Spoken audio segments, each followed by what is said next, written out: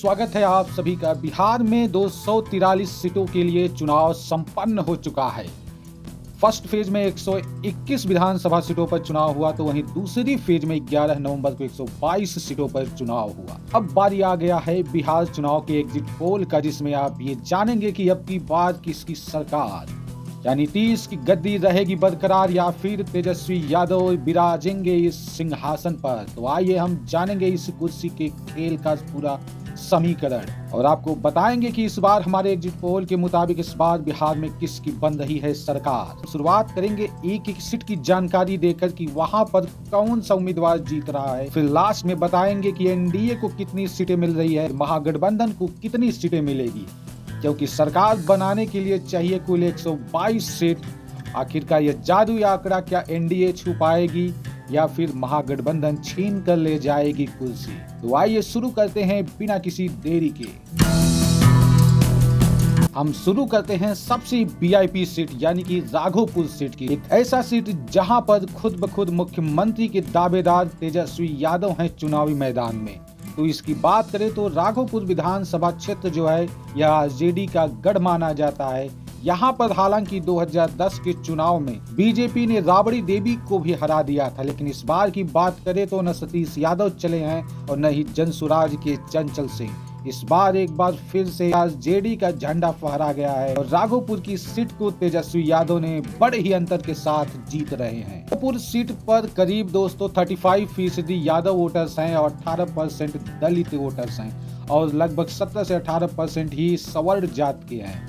1998 के बाद से यहाँ पर आरजेडी का दबदबा बरकरार है। सिर्फ एक बार को अगर छोड़ दे तो 2010 में जब बीजेपी ने राबड़ी देवी को हराया था। तो राघोपुर की सीट जा रही है आरजेडी के झोली में। इसी के साथ शुरुआत हो चुका है महागठबंधन को एक सीट मिलने का। दोस्तों, जब छोटे भाई की बात कर लिया तो हम बड़े भाई यानी कि तेज प्रताप यादव की भी बात कर लेते हैं, जो कि आरजेडी छोड़ चुके हैं, अपनी फैमिली से निकाले जा चुके हैं। लालू यादव ने भी अपने बेटे को निकाल दिया है, फैमिली से निकाल दिया है, आरजेडी से निकाल दिया। लेकिन इन सब के बावजूद भी लालू के बड़े बेटे यानी कि तेज प्रताप यादव ने अपना जलवा दिखाया है महुआ विधानसभा क्षेत्र में। सीट को अपने नाम कर लिया है बहुत बड़े अंतर के साथ। देखा जाए तो आरजेडी का बहुत ही अच्छा खासा मजबूत स्थिति यहाँ पर रहता है। इसके साथ ही आरजेडी ने भी तेज प्रताप यादव के खिलाफ अपने उम्मीदवार मुकेश रोशन को उतारा है, जो कि मौजूदा विधायक भी है। आरजेडी के मुकेश रोशन यहाँ से हार रहे हैं। साथ ही एलजेपी के संजय सिंह की तो कोई बात ही नहीं है। सम्राट चौधरी का भी बात करते हैं, जिनका विधानसभा क्षेत्र है मुंगेर जिला का तारापुर विधानसभा क्षेत्र, और यह सीट बीजेपी के झोली में बड़े ही आसानी के साथ जा रही है। अगला हमारा सीट और भी वीआईपी हो जाता है। तो जैसे ही हम बात सिवान के रघुनाथपुर विधानसभा क्षेत्र की करते हैं, तो बिहार के सबसे बड़े बाहुबली यानी कि मोहम्मद शहाबुद्दीन का नाम आ जाता है। इस बार आरजेडी ने मोहम्मद शहाबुद्दीन के बेटे ओसामा साहब को यहां से चुनावी मैदान में उतारा था, तो जेडीयू के विकास सिंह थे। ओसामा साहब भी मोहम्मद शहाबुद्दीन की ही भांति आपराधिक गतिविधियों में शामिल हुए हैं, यहाँ तक कि इनके ऊपर हत्या का आरोप भी लग चुका है। मोहम्मद शहाबुद्दीन की धरती और दबंगई के बावजूद भी ओसामा साहब यहाँ पर बड़ी ही मुश्किल में फंसे हुए दिख रहे हैं। ऐसा इसलिए क्योंकि ओसामा को जेडीयू के विकास सिंह जबरदस्त की टक्कर दे रहे हैं और यह सीट रघुनाथपुर दोनों के बीच में फंस चुका है। तो यहाँ पर कौन जीतेगा कौन हारेगा, ये फैसला बड़ा ही मुश्किल हो चुका है। हालांकि अगर 2020 के चुनाव की बात करें तो हरिशंकर यादव, जो कि आरजेडी के उम्मीदवार थे, उन्होंने एलजेपी के मनोज कुमार सिंह को 18,000 वोटों के आसपास से हराया था। तो हरिशंकर यादव वही हैं जो लगातार 2 बार विधायक बने इसी सीट से, और उसके बाद इस बार उन्होंने लालू यादव से रिक्वेस्ट किया कि यह सीट उनको न देकर बल्कि शहाबुद्दीन के बेटे यानी कि ओसामा साहब को दिया जाए। इसका सिंपल मतलब है कि ओसामा साहब के लिए हरिशंकर यादव ने ही शहादत दे दी। दोस्तों, अब कुछ हम वीआईपी सीट की बात कर लेते हैं। जैसे कि बीजेपी के विजय सिन्हा लखीसराय से आगे चल रहे हैं, तो वहीं पर बीजेपी के मंगल साहब अवध बिहारी चौधरी को हराने वाले हैं। इसके साथ साथ बीजेपी के केदार गुप्ता हैं, तो वहीं पर जेडीयू के सुनील कुमार, ये दोनों उम्मीदवार अपने अपने विधानसभा क्षेत्र से आगे निकल चुके हैं, जीत की राह पर दिख ही रहे हैं ये। तो दोस्तों, हम बात करते हैं बीजेपी के सबसे मजबूत गढ़ में से एक विधानसभा सीट, जिसका नाम है छपरा विधानसभा सीट। यहाँ से आरजेडी उम्मीदवार और भोजपुरी सिंगर खेसारी लाल आगे निकल रहे हैं, तो वहीं पर बीजेपी की छोटी कुमारी यहाँ से खेसारी लाल से बहुत ही पीछे दिख रही हैं। यहाँ से खेसारी लाल छपरा विधानसभा सीट को जीत ही रहे हैं। आरा विधानसभा सीट की करे तो आरा से बीजेपी के संजय सिंह हैं, तो सीपीआई एमएल के कयामुद्दीन अंसारी है, वहीं पर जनसुराज के विजय गुप्ता हैं। इन सब की आरा विधानसभा सीट की बात करें, हालांकि सवर्णों का यहाँ पर दबदबा तो है, लेकिन इसके बावजूद भी सीपीआई एमएल के अंसारी और बीजेपी के संजय सिंह के बीच जबरदस्त की टक्कर देखने को यहाँ पर मिल रही है। तो आरा की सीट बीजेपी जीतेगी या फिर महागठबंधन, बात का फैसला हम इलेक्शन कमीशन के रिजल्ट पर छोड़ते हैं, क्योंकि ये आसान नहीं है अभी डिक्लेयर करना। दोस्तों, हम शाहपुर विधानसभा क्षेत्र की करते हैं तो यहाँ पर यादव बहुसंख्यक में है। 2020 में आरजेडी जीती थी, तो आरजेडी यहाँ पर मजबूत भी है। आरजेडी के उम्मीदवार राहुल तिवारी इस बार भी मजबूत हैं, तो बीजेपी के राकेश रंजन साहब हैं, वहीं पर जनसुराज के डॉक्टर पदम ओझा है। लेकिन इन सब के बावजूद भी आरजेडी यहाँ शाहपुर सीट को आसानी से जीतती हुई दिख रही है। ऐसे ही जगदीशपुर सीट की बात करें तो यहाँ से भी आरजेडी के किशोर कुणाल ही जीतते हुए नजर आ रहे हैं। संदेश विधानसभा सीट बहुत ही इंटरेस्टिंग है, क्योंकि यहाँ पर राधा चरण शाह जेडीयू के उम्मीदवार हैं, दीपू सिंह आरजेडी के हैं, तो जनसुराज के राजीव सिंह है। ये भी सीट जो है आरजेडी ही जीत रही है। दोस्तों, अगली सीट हमारी बहुत ही वीआईपी है, क्योंकि यहाँ से है इंडिपेंडेंट उम्मीदवार ज्योति सिंह। ज्योति सिंह का नाम सुनते ही आप सभी को भोजपुरी सिंगर और एक्टर पवन सिंह की याद तो जरूर आ जाती है। तो रोहतास की यह काराकट विधानसभा सीट में जेडीयू के महाबली सिंह, सीपीआई एमएल के डॉक्टर अरुण कुमार और ज्योति सिंह के बीच में जबरदस्त का टक्कर देखने को मिल रहा है। जहां भी यह सीट किसके झोली में जाएगी यह भी कहना मुश्किल है, क्योंकि इन तीनों के बीच में जबरदस्त फाइट देखने को मिल रही है। अगला सीट हमारा है गया जिले का इमामगंज सीट, जहां पर दोस्तों हम की जीतन राम मांझी का दबदबा हमेशा बना हुआ है। इसके साथ ही यहाँ पर जेडीयू भी बहुत ही मजबूत है। दीपा मांझी जो कि जीतन राम मांझी की बहू है, इमामगंज की सीट को एनडीए के ही झोली में जा रहा है, और दीपा मांझी जो कि हम की उम्मीदवार हैं, जीतन राम मांझी की बहू हैं, इमामगंज की सीट को वे जीत रही हैं। तो यह भी सीट गया एनडीए के ही खाते में। दोस्तों, अगला सीट हमारा बहुत ही इम्पोर्टेंट है, औरंगाबाद का कुटुम्बा विधानसभा क्षेत्र। यहाँ से राजेश राम जो कि कांग्रेस के बिहार के अध्यक्ष भी हैं, वहीं पर हम के ललन राम हैं। आपको बता दें कि राजेश राम इस वक्त मौजूदा विधायक हैं, लेकिन इनके खिलाफ एंटी इनकम्बेंसी बड़ी ही जबरदस्त की है, क्योंकि कुटुम्बा विधानसभा क्षेत्र के लोग इनसे बहुत ही ज्यादा नाराज हैं। इतना ही नहीं, इस क्षेत्र के यादव समुदाय लोग इनसे बहुत ही ज्यादा नाराज हैं, इसलिए इनकी विधायकी इस बार जाने वाली है और राजेश राम इस बार हार सकते हैं। और इस बार हम के उम्मीदवार यानी जीतन राम मांझी के सेना नायक ललन राम विजयी होते हुए दिख रहे हैं। दोस्तों, अगली सीट हमारी नवादा विधानसभा सीट है, जहां से इस समय मौजूदा विधायक विभा देवी हैं, जेडीयू की उम्मीदवार। तो वहीं पर आरजेडी की कौशल यादव हैं, जनसुराज से डॉक्टर अनुज हैं। लेकिन इंटरेस्टिंग बात तो यह है कि जो विभा देवी यहाँ से विधायक बनी थी 2020 में, वे तब आरजेडी में थी, लेकिन अभी हाल फिलहाल में जेडीयू में शामिल हो गई हैं। लेकिन यहाँ पर इनके लिए समस्या है कि ये इस वक्त जेडीयू उम्मीदवार कौशल यादव से पीछे चल रही हैं, और यहाँ पर इनको नुकसान होता हुआ दिख रहा है। हमारे दोस्तों, एग्जिट पोल के अकॉर्डिंग आरजेडी के उम्मीदवार कौशल यादव नवादा की सीट बड़े ही आसानी के साथ जीतते हुए दिख रहे हैं। तो यहाँ पर नवादा की सीट जो है यह आरजेडी ही जीत रही है। दोस्तों, अब हम रोहतास जिले की करगहर सीट की बात करते हैं, जहां से दोस्तों कांग्रेस के संतोष मिश्रा है, तो जेडीयू के वशिष्ठ सिंह है, तो वहीं पर जनसुराज से सिंगर रितेश पांडे हैं। वशिष्ठ सिंह को सवर्णों का सपोर्ट है, लेकिन जनसुराज के रितेश भी एक ब्राह्मण फैमिली से आते हैं, इस वजह से वशिष्ठ सिंह को सीधे नुकसान हो रहा है।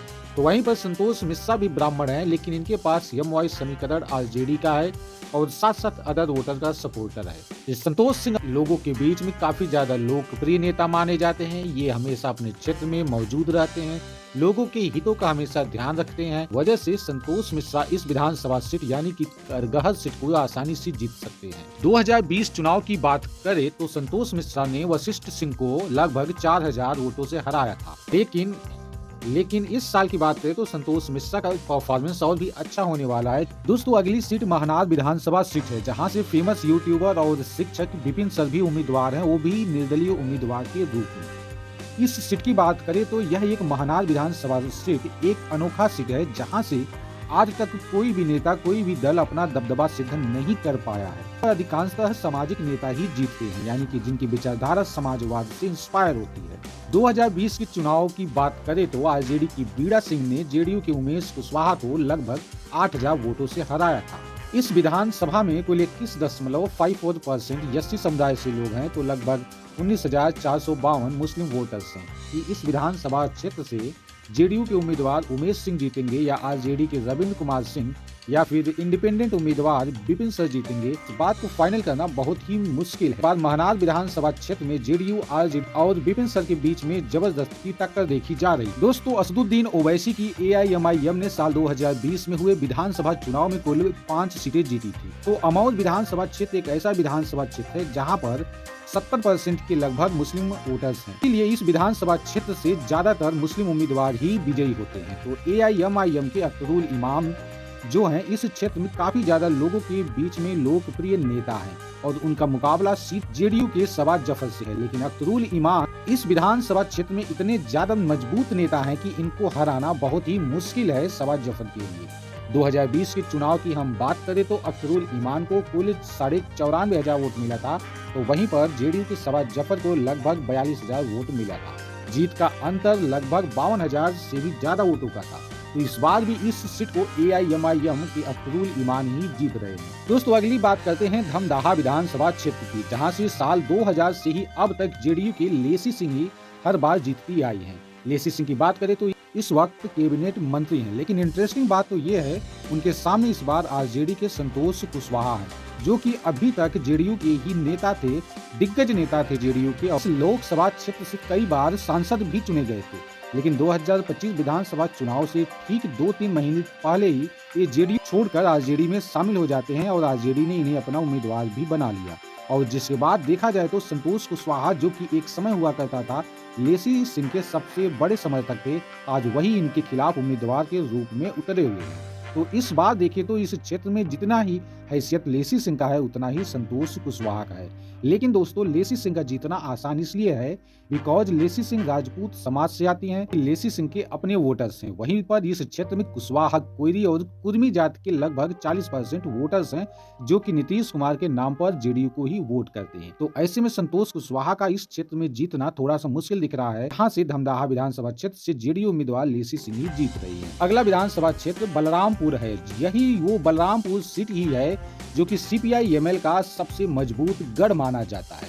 यहाँ से सीपीआई-एमएल के उम्मीदवार महबूब आलम को हराना एलजेपी-आर के संगीता देवी के लिए मुश्किल ही नहीं बल्कि नामुमकिन सा दिखने लगा है। सीपीआई-एमएल के उम्मीदवार महबूब आलम इस वक्त के मौजूदा विधायक भी हैं और इस सीट को जीतना उनके लिए सबसे आसान माना जाता है। इस सीपीआई-एमएल के उम्मीदवार को बलरामपुर के हर जाति हर धर्म के लोग वोट करते हैं। तो यह जो बलरामपुर की सीट है, यह इस बार भी सीपीआई-एमएल के मौजूदा विधायक महबूब आलम ही जीत रहे हैं। 2020 के चुनाव की बात करें तो महबूब आलम को कुल 1 लाख से भी ज्यादा वोट मिले थे, जबकि वरुण कुमार झा जो कि वीआईपी के उम्मीदवार थे, उनको 51,000 के आसपास वोट मिले थे। यानी कि महबूब आलम ने वरुण कुमार झा को 53,500 वोटों से हरा दिया था। तो अगली बात करते हैं चनपटिया विधानसभा क्षेत्र की, जहां से बीजेपी के उमाकांत सिंह हैं, जो कि इस वक्त मौजूदा विधायक भी हैं। वहीं पर अभिषेक रंजन कांग्रेस के दिग्गज नेता हैं, तो वहीं पर विवादित यूट्यूबर मनीष कश्यप जन स्वराज के उम्मीदवार हैं। कि चनपटिया विधानसभा क्षेत्र बीजेपी का ही गढ़ माना जाता है।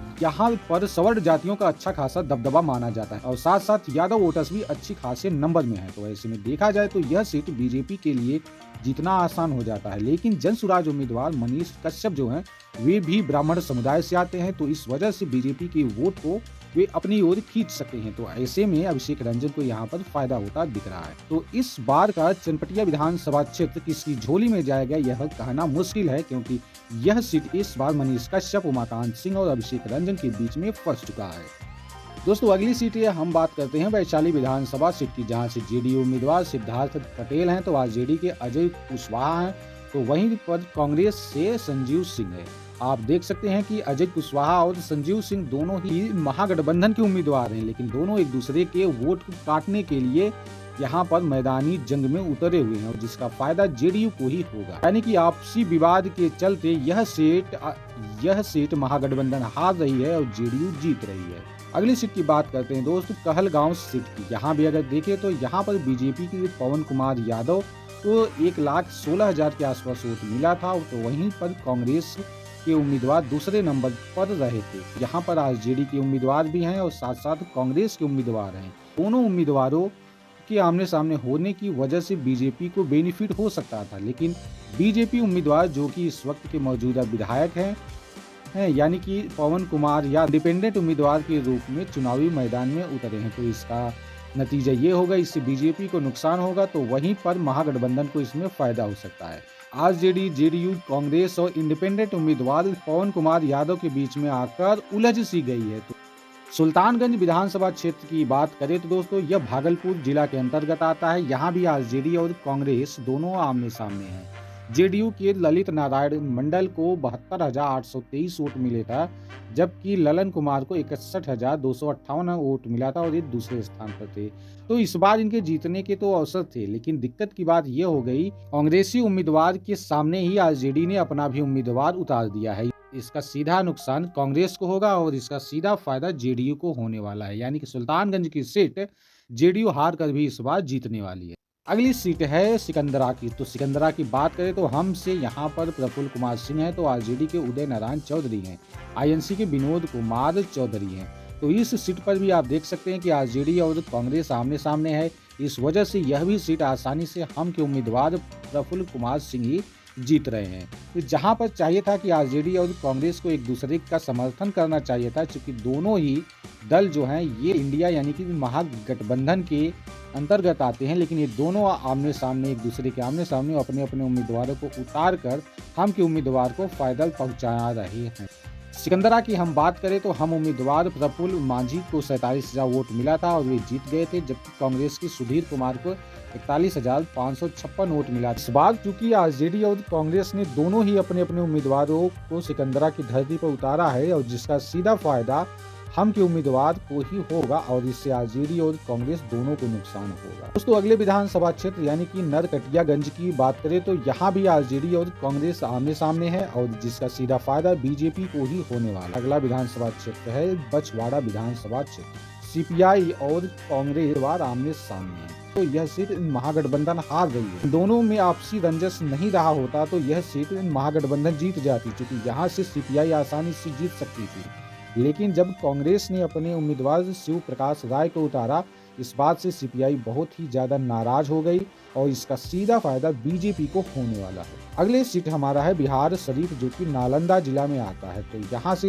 यह नालंदा जिला में होने की वजह से यहाँ पर जेडीयू उम्मीदवार बहुत ही मजबूत हैं और साथ साथ महागठबंधन में देखें तो यहाँ पर कांग्रेस और सीपीआई आमने सामने हैं और इस वजह से भी जेडीयू को लाभ होगा और यह भी सीट जो है बिहार शरीफ की सीट यह एनडीए ही जीतेगी। अगली विधानसभा क्षेत्र है हमारा राजा पाकर, जो कि वैशाली जिला के अंतर्गत आता है। यहाँ भी देखें तो आप कांग्रेस और सीपीआई आमने सामने आ गए और इसका फायदा सीधे एनडीए को हो रहा है, इस वजह से एनडीए ही यहाँ पर विजयी होती हुई दिख रही है। अगला सीट हमारा है बेलदौर विधानसभा क्षेत्र। तो यहाँ पर भी अगर देखें तो आईआईआईपी और कांग्रेस आमने सामने आ जाती है और इसका सीधा फायदा एनडीए को होगा। तो बेलदौर का विधानसभा क्षेत्र भी एनडीए ही जीत रही है, वो भी सिर्फ इसलिए क्योंकि आपसी रंजिश आईआईआईपी और कांग्रेस के बीच। अगली सीट हमारी है दोस्तों चैनपुर विधानसभा क्षेत्र।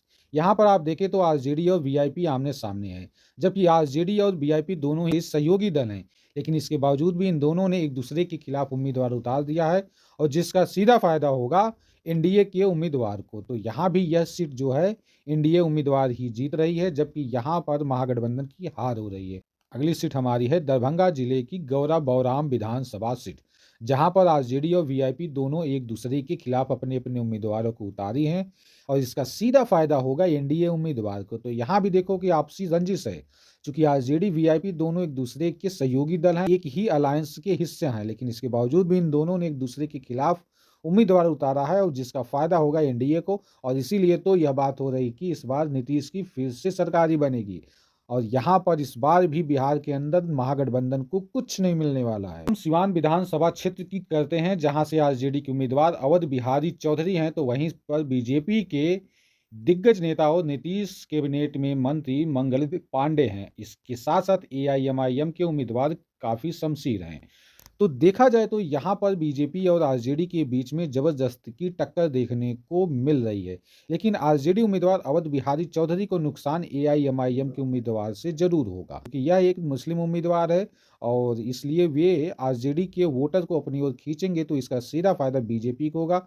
जब बीजेपी को होगा तो सिवान विधानसभा क्षेत्र से इस बार बीजेपी उम्मीदवार मंगल पांडे जीत सकते हैं, जबकि अवध बिहारी चौधरी को यहाँ पर हार ही नसीब होगी। अगली सीट हमारी है सिमरी बख्तियारपुर। यहाँ से हम बात करें तो आरजेडी के मौजूदा विधायक यूसुफ सलाहुद्दीन उम्मीदवार हैं, तो वहीं पर एनडीए की ओर से एलजेपी-आर के उम्मीदवार संजय कुमार सिंह है। लेकिन दोस्तों देखा जाए तो सिमरी बख्तियारपुर में आरजेडी का अच्छा खासा दबदबा हमेशा रहता है, क्योंकि यहाँ पर यादव के साथ साथ मुसलमानों की संख्या बहुत अच्छी है और जो कि आरजेडी के वोटर माने जाते हैं। इसीलिए सिमरी बख्तियारपुर की सीट आरजेडी ही जीत रही है। अब दोस्तों अलीनगर की हम बात करें तो यहाँ पर बीजेपी उम्मीदवार और लोक गायिका मैथिली ठाकुर हैं, वहीं पर उनके सामने आरजेडी उम्मीदवार विनोद मिश्रा हैं।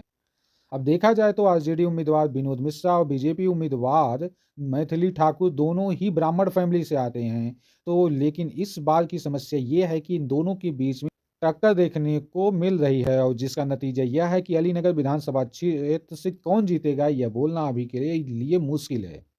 अगली सीट हमारी है ब्रह्मपुर विधानसभा क्षेत्र, जहां पर 26% यादव वोटर हैं, जो कि आरजेडी को अच्छा खासा वोट देते हैं। तो इसीलिए यह जो ब्रह्मपुर की सीट है, यहाँ से आरजेडी बड़े ही आसानी के साथ जीत जाए। हरनौत विधानसभा क्षेत्र की हम बात करें तो यह नालंदा जिले में आता है और इस विधानसभा क्षेत्र की बात करें तो जेडीयू लास्ट के 25 सालों से यहाँ पर जीत ही रही है। इस वक्त के मौजूदा विधायक हरि नारायण सिंह लगातार 3 बार से जीत रहे हैं और इस बार भी वे जेडीयू के उम्मीदवार हैं। तो वहीं पर महागठबंधन की ओर से अरुण बिंद है, लेकिन यहाँ पर भी हरनौत विधानसभा क्षेत्र में आप देख सकते हैं कि हरि नारायण सिंह ही इस बार भी जीत रहे हैं। हरि नारायण सिंह की हम बात करें तो वे अब तक 9 बार विधायक बन चुके हैं, उनके खिलाफ कोई एंटी इनकम्बेंसी नहीं है, लोगों का पूरा सपोर्ट है और नीतीश कुमार का साथ है। तो ऐसे में यह हरनौत विधानसभा क्षेत्र जो है यह जेडीयू यानी कि एनडीए ही जीत रही है। तो हम सीधे मुजफ्फरपुर की बात करते हैं, जहां से आपको बताएंगे कि किस सीट से किस दल के उम्मीदवार यहां से जीत सकते हैं। तो बात करें गायघाट विधानसभा की तो यहाँ से आरजेडी आगे है और आई से बीजेपी है, मीनापुर से जेडीयू है, तो बोचहां से आरजेडी है, सकरा विधानसभा क्षेत्र से जेडीयू फिर से है, उड़नी से बीजेपी है, मुजफ्फरपुर से बीजेपी है, काटी से जेडीयू है, बरुराज से बीजेपी है, साहिबगंज से बीजेपी है। पारू विधानसभा क्षेत्र की बात करें तो एक निर्दलीय उम्मीदवार जिनका नाम अशोक सिंह है और वे बीजेपी में थे, लेकिन इस वक्त बीजेपी से बाहर आ चुके हैं, तो वे इसमें आगे चल रहे हैं। अब दोस्तों हम वैशाली जिला की बात करें तो हाजीपुर से बीजेपी आगे चल रही है, लालगंज से बीजेपी है, तो महुआ से जेजेडी आगे चल रही है। तो महनार विधानसभा जहां से विपिन सर एक निर्दलीय उम्मीदवार के रूप में है, तो यहाँ से जेडीयू आगे चल रही है। इसके साथ ही पातेपुर से आरजेडी यहाँ से आगे चल। एकमा विधानसभा क्षेत्र से आरजेडी जीत सकती है, वहीं पर मांझी से जेडीयू जीत सकती है, उसके बाद मढ़ौरा से आरजेडी जीत सकती है, अमनौर से बीजेपी जीत सकती है, सोनपुर से आरजेडी जीत सकती है। इसके अलावा दोस्तों बनियापुर विधानसभा क्षेत्र की बात करें तो यहाँ पर आरजेडी और बीजेपी के बीच अच्छा खासा मुकाबला देखने को मिल रहा है। यहाँ से बीजेपी उम्मीदवार केदार सिंह है तो आरजेडी उम्मीदवार चांदनी सिंह है, दोनों के बीच में अच्छा खासा टक्कर देखने को मिल रहा है। सिवान जिले की बात करें तो यहाँ से जीरादेई सीपीआई एमएल ही जीत सकती है। दरौली विधानसभा क्षेत्र से भी यहाँ पर सीपीआई एमएल ही आगे दिख रही है। दरौंदा विधानसभा क्षेत्र से बीजेपी है, बरहडिया से आरजेडी है, गोरिया कोठी से बीजेपी है, तो महाराजगंज से आरजेडी आगे चल रही है। गोपालगंज जिले की बात करूं तो बैकुंठपुर से बीजेपी है, उसके बाद बरौली से जेडीयू ही है, गोपालगंज से भी बीजेपी है, ऊंचाईकोट से जेडीयू है, भोरे से जेडीयू है, हथुआ से आरजेडी है। तो इसमें आप देख सकते हैं कि गोपालगंज की एक सीट को छोड़कर हर सीट पर एनडीए ही जीत सकती है। बक्सर की बात करें तो बक्सर से बीजेपी जीत रही है, डुमराव से जेडीयू और राजपुर से जेडीयू, यानी कि यह जो बक्सर जिला की कुल 3 विधानसभा क्षेत्र है, यहाँ से हर विधानसभा क्षेत्र से एनडीए की ही जीत हो सकती है। भोजपुर जिले की बात करें तो संदेश से आरजेडी है, आरा विधानसभा क्षेत्र से बीजेपी है, अगियाओं से सीपीआई एमएल ही जीत सकती है। मुंगेर जिला की बात करें तो आप देख सकते हैं कि बीजेपी के तारापुर विधानसभा क्षेत्र से बीजेपी के सम्राट चौधरी जीत सकते हैं, मुंगेर से आरजेडी, तो जमालपुर से जेडीयू जीत सकती है। लखीसराय की बात करें तो दोनों सीटें यहाँ की लखीसराय और सूर्यगढ़ा जो है, ये दोनों सीटें जो है एनडीए की ही झोली में जा सकती है। सुपौल जिले की बात करें तो दोस्तों निर्मली विधानसभा सीट से जेडीयू जीत सकती है, उसके बाद सुपौल हो गया, पिपरा हो गया, त्रिवेणीगंज हो गया, इन सभी से जेडीयू ही आगे दिखती हुई हमें नजर आ रही है। छातापुर से भी बीजेपी ही आगे चल रही है। तो देखा जाए तो सुपौल जिले के अंदर के सारे सीटें जो हैं यहाँ से एनडीए गठबंधन ही आगे चल रही है। उसके बाद बात करते हैं मधुबनी विधानसभा क्षेत्र की। तो यहाँ से हरलाखी से जेडीयू है, बेनीपट्टी से बीजेपी है, तो खजौली से बीजेपी, बाबू बड़ई से जेडीयू है।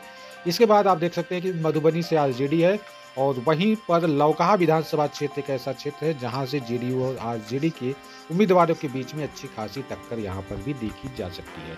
तो आप देख सकते हैं कि ज्यादातर विधानसभा सीटों से एनडीए के ही सहयोगी जीत सकते हैं, उनके ही जीतने की उम्मीद यहां पर दिखाई जा रही है। सीतामढ़ी विधानसभा क्षेत्र की बात करें तो रीगा से कांग्रेस जीत सकती है। बाद आप देखें तो बथनाहा से बीजेपी, परिहार से बीजेपी, और फिर सुरसंड, बाजपट्टी, सीतामढ़ी से आरजेडी जीत सकती है। वहीं पर जुन्नी सैदपुर से जेडीयू जीत सकती है। लेकिन यहाँ पर एक सीट है बेलसंड का, जहां से आरजेडी और जनसुराज के निर्दलीय उम्मीदवार के बीच में अच्छी खासी टक्कर यहाँ पर भी देखने को मिल रही है। लेकिन ऐसा है कि बेलसंड की जो यह सीट है यहाँ से जनसुराज जीत सकती है। तो रामगढ़ से बीजेपी जीत सकती है। भभुआ विधानसभा क्षेत्र से आरजेडी है। तो इसके साथ ही चैनपुर से जेडीयू है। वहीं पर मोहनिया विधानसभा क्षेत्र से एक निर्दलीय उम्मीदवार जीत सकता है और उसे आरजेडी का समर्थन भी मिला हुआ है। औरंगाबाद विधानसभा क्षेत्र की बात करें तो गोह से बीजेपी जीत सकती है, ओबरा से एलजेपी रामविलास जीत सकती है, नबीनगर से जेडीयू, तो कुटुंबा से हम जीत सकता है, और औरंगाबाद से कांग्रेस, तो रफीगंज से जेडीयू जीत सकती है। इसके अलावा दोस्तों हम अरवल विधानसभा क्षेत्र की बात करें तो बीजेपी जीत सकती है इस बार। हालांकि 2020 में सीपीआई एमएल यहां से जीती थी। उसके बाद कुर्था से जेडीयू और आरजेडी में अच्छा खासा टक्कर यहां भी देखने को मिल रहा है। शेरघाटी विधानसभा क्षेत्र एक ऐसा है जहां से जनसुराज के उम्मीदवार की यहां पर जीत हो सकती है। बीहपुर से बीजेपी आगे दिख रही, गोपालपुर से जेडीयू है, पीरपैंती से बीजेपी जीत सकती है, तो कहलगांव से जेडीयू जीत सकती है। वहीं पर भागलपुर से बीजेपी है, तो सुल्तानगंज से जेडीयू जीत सकती है। इसके अलावा नाथनगर से आरजेडी की जीत हो सकती है। कटिहार से बीजेपी, कदवा से कांग्रेस, बलरामपुर से सीपीआई एमएल जीत सकती है, तो ताड़पुर से बीजेपी। उसके अलावा मनिहारी से भी जेडीयू जीत सकती है। बरारी विधानसभा क्षेत्र इस बार कांग्रेस जीत सकती है। वहीं पर कोढ़ा विधानसभा क्षेत्र बीजेपी जीत सकती है। अमौर विधानसभा क्षेत्र की बात करें तो यहाँ पर एआईएमआईएम के उम्मीदवार अख्तरुल इमाम को अच्छी खासी जीत मिल रही है। इसके अलावा 22 की बात करें तो आरजेडी जीत सकती है। उसके साथ ही कस्बा की हम बात करें तो यहाँ पर इंडिपेंडेंट उम्मीदवार के ही जीतने के अवसर दिख रहे हैं। रुपौली से आरजेडी है, तो धमदाहा से आपको बता दें कि जेडीयू उम्मीदवार लेसी सिंह और आरजेडी उम्मीदवार संतोष कुशवाहा के बीच में अच्छा खासा टक्कर यहाँ पर देखा जा रहा है। किशनगंज विधानसभा क्षेत्र की बात करें तो यहाँ पर बहादुरगंज से कांग्रेस, उसके अलावा ठाकुरगंज से जेडीयू, किशनगंज से कांग्रेस जीत सकती है, तो कोचा धामन से आरजेडी जीत सकती है। अररिया जिला की बात करें तो यहाँ पर आने वाले विधानसभा क्षेत्रों में नरपतगंज से बीजेपी आगे दिख रही है, रानीगंज से जेडीयू जीत सकती है, तो फारबिसगंज से बीजेपी है, तो अररिया से कांग्रेस जीत सकती है, जोकीहाट से आरजेडी भी है, और साथ साथ जनसुराज भी जीत सकती है। तो जोकीहाट विधानसभा क्षेत्र एक ऐसा क्षेत्र है जहां से आरजेडी और जनसुराज के बीच में अच्छी खासी टक्कर देखने को मिल रही है। इसके अलावा सिकटी विधानसभा क्षेत्र की बात करें तो यहाँ पर बीजेपी ही जीतेगी। हम वाल्मीकि नगर की करते हैं तो जेडीयू जीत सकती है, रामनगर से बीजेपी जीत सकती है, नरकटियागंज से बीजेपी जीत सकती है, उसके बाद बगहा से बीजेपी है, तो फिर लौरिया से भी बीजेपी जीत सकती है, तन हो गया, चनपटिया हो गया, बेतिया हो गया, यहाँ से बीजेपी ही आगे दिख रही है। टिकटा की बात करें तो यहाँ से सीपीआई एमएल जीत सकती है, और यह उसका अपना सीट है 2020 में जीता हुआ। रक्सौल की बात करें तो कांग्रेस जीत सकती है, सुगौली में एलजेपीआर की जीत हो सकती है, नरकटिया में आरजेडी की, तो हरिसिद्धि में बीजेपी जीत सकती है, गोविंदगंज में एलजेपीआर है, तो केसरिया जेडीयू जीत सकती है, वहीं पर कल्याणपुर बीजेपी जीत सकती है। दोस्तों, इस तरह से हमने देखा कि किस विधानसभा क्षेत्र में किस दल की जीत हो सकती है और किस दल का उम्मीदवार इस बार विजयी हो सकता है। और आखिर में आपको हम बताते हैं कि बिहार में हमारे एग्जिट पोल के अकॉर्डिंग किसकी सरकार बन रही है। तो बात करें एनडीए की, अगर तो एनडीए में जिसमें बीजेपी है, नीतीश कुमार की जेडीयू है, एलजेपीआर यानी कि चिराग पासवान है, जीतन राम मांझी के हम है, और उपेंद्र कुशवाहा। तो इन सभी को मिलाकर जो एनडीए अलायंस बना है, एनडीए एक बार फिर से सत्ता में वापस कर आती हुई दिख रही है, और एनडीए की सत्ता यहाँ पर ऐसा लग रहा है कि इस बार भी बरकरार रहेगी, क्योंकि एनडीए को कुल 148 से 152 सीटें मिल रही है, और सरकार बनाने के लिए 122 का आंकड़ा होता है, यानी कि 122 सीट से बहुत ज़्यादा अच्छा खासा नंबर में इस बार एनडीए की सरकार फिर से एक बार बनती हुई दिख रही है। वहीं पर हम बात करें इंडिया अलायंस की, जेडी अगुवाई वाली महागठबंधन की, तो उसे इस बार भी बहुत ज्यादा नुकसान हो रहा है और उसे हम देख सकते हैं टोटल मिलाकर 75 से लेकर 82 सीटें ही मिल सकती है, जबकि एनडीए को 148 से लेकर 152 सीटें मिल सकती है। एआईएमआईएम यानी कि असदुद्दीन ओवैसी की बात करें तो असदुद्दीन ओवैसी के कुल 3 से लेकर 5 उम्मीदवार जीत सकते हैं। इसके अलावा दोस्तों हम बात करते हैं जन सुराज की, तो जन सुराज यहाँ पर 2 से लेकर कुल 3 सीटें जीत सकती है। तो अच्छा खासा नंबर हम जन सुराज भी देख सकते हैं कि इस बार जन सुराज भी 2 से लेकर कुल 3 सीटें जीत सकती है, जबकि एनडीए की सरकार इस बार भी बनती हुई नजर आ रही है और एनडीए इस बार 148 से लेकर 152 सीटें अब आसानी के साथ जीत सकती है।